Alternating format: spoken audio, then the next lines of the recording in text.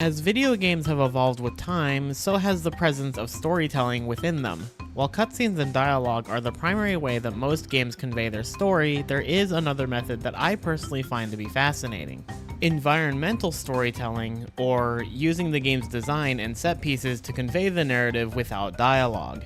This method of storytelling isn't mutually exclusive with the standard way, and there are plenty of games that effectively use both cutscenes and the environment to build their worlds and tell their stories. But environmental storytelling on its own can be a very useful tool for conveying the plot of a game that otherwise doesn't give much focus to it.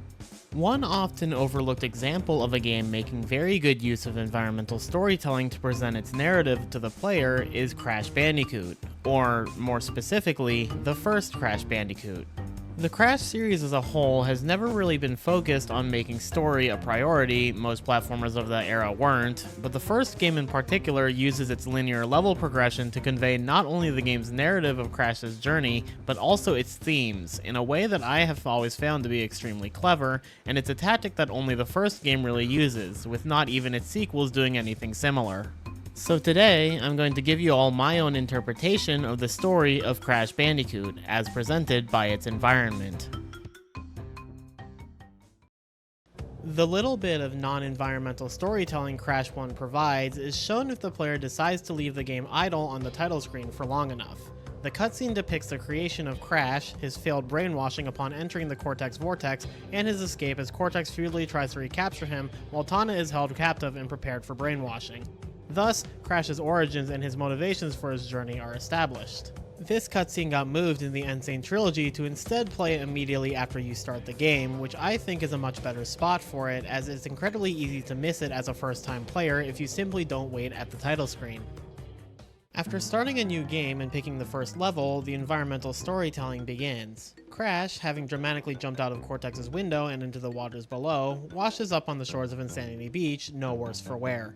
After waking up and scoping out his surroundings, he begins his long trek back to Cortex Island to thwart his plans and rescue Tawna.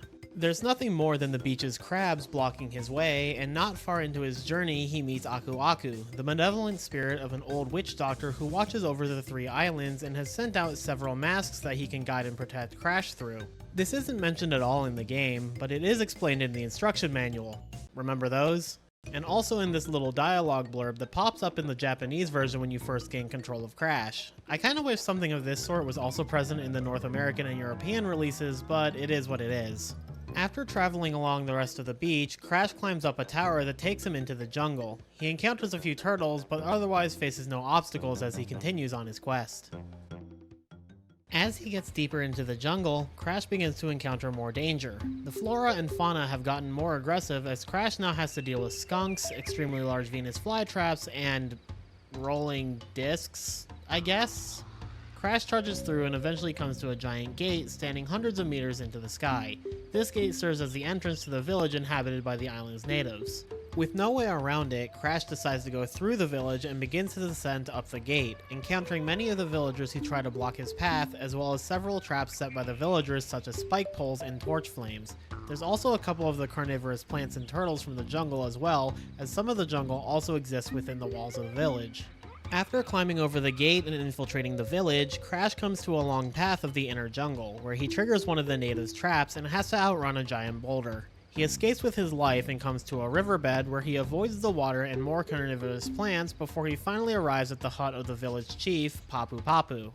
It should be noted that Crash doesn't actually have a bone to pick with the natives, he's literally just passing through. Unfortunately, his entrance to Papu's hut wakes the chief, who was peacefully napping, and in a fit of rage, Papu attacks Crash, who bounces on his head a few times to knock him out. Crash then exits the hut and proceeds forward, looking for an exit. He finds more of the jungle and deals with more of the wildlife in there before coming across a hog.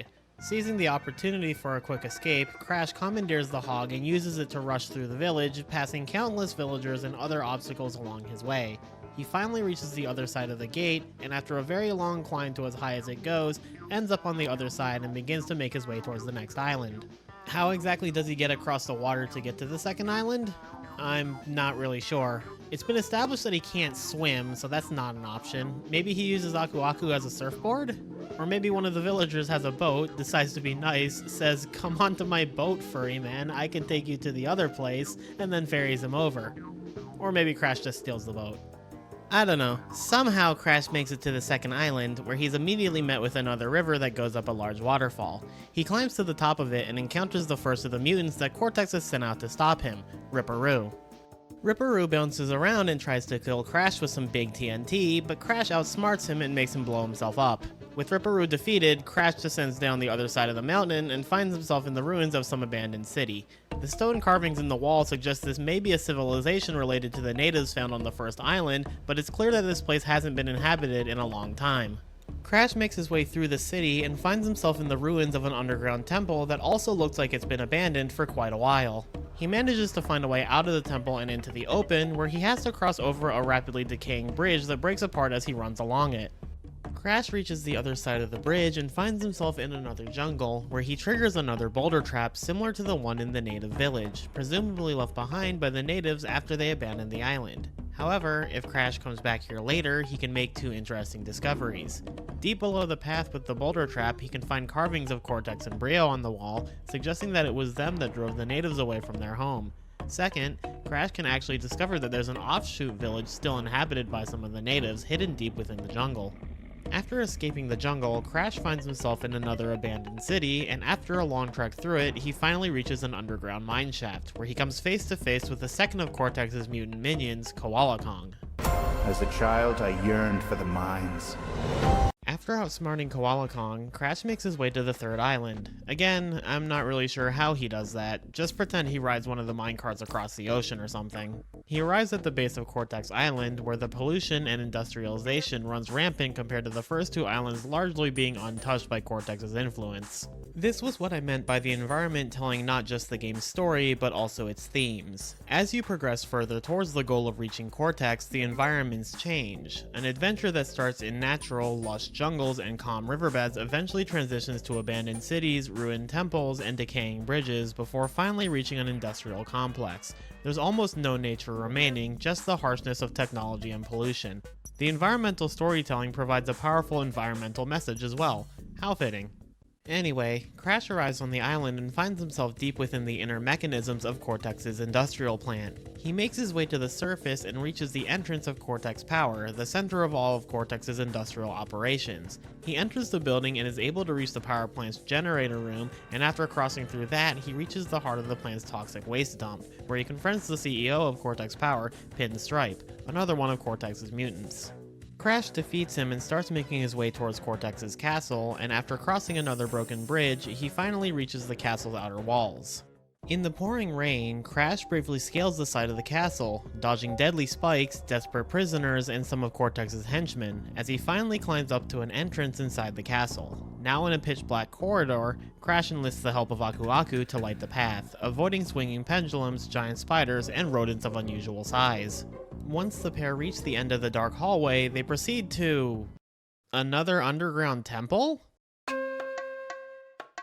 Yeah, I think it's time I talk about the one major snag in the game's environmental storytelling, the placement of Jaws of Darkness. See, for those who don't know, there's a well-known early prototype of Crash 1 that existed before the final build was released to the public, the April 8th, 1996 build.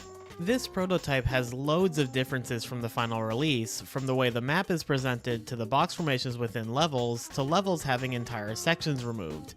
You thought Sunset Vista was hard already? The prototype version makes Stormy Ascent look like child's play. But that's not what I'm here to talk about. Another subtle difference between the prototype and the final release of the game is the level order. Most of it's pretty minor stuff. Hog Wild and Boulder swap places, Up the Creek and Ripperoo are at the end of the first island rather than the start of the second, and Heavy Machinery and Cortex Power are swapped. That last one I actually think makes more sense than the final release's order, since Cortex Power begins with Crash outside, which makes more sense than Crash spawning inside the industrial complex, coming out, and then going back inside, but I think you can handwave it the way I did a few minutes ago.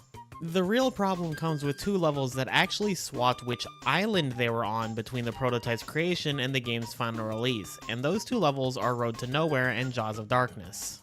In the prototype, Jaws of Darkness appears on Island 2, sandwiched between Sunset Vista and Koala Kong. Contextually, this makes sense. Crash travels through the second abandoned city in Sunset Vista and then goes through another underground temple to reach Koala Kong in the underground coal mine.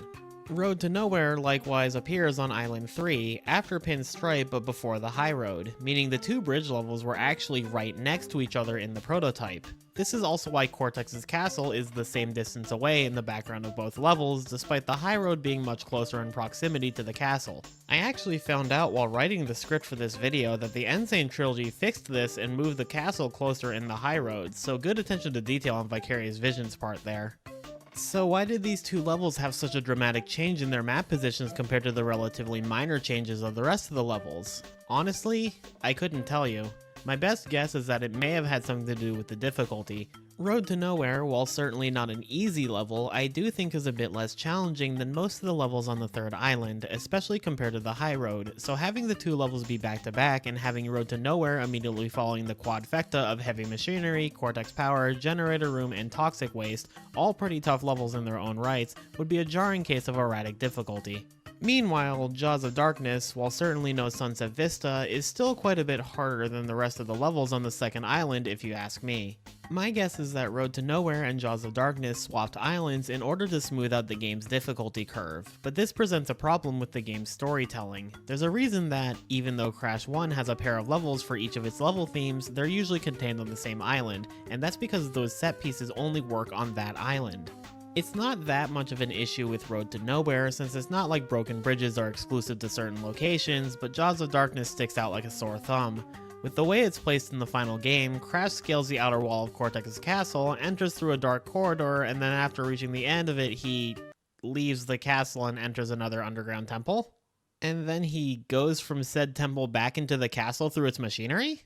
In the prototype, Crash actually goes from the High Road to Lights Out and then Slippery Climb and then immediately to his fight with Brio, which makes infinitely more sense. He crosses the breaking bridge to reach the castle, enters it and goes through a dark corridor to reach the outer wall, which he climbs to reach the tower where Brio's waiting for him. But that's not the level order we got, so I have to work with what we're given.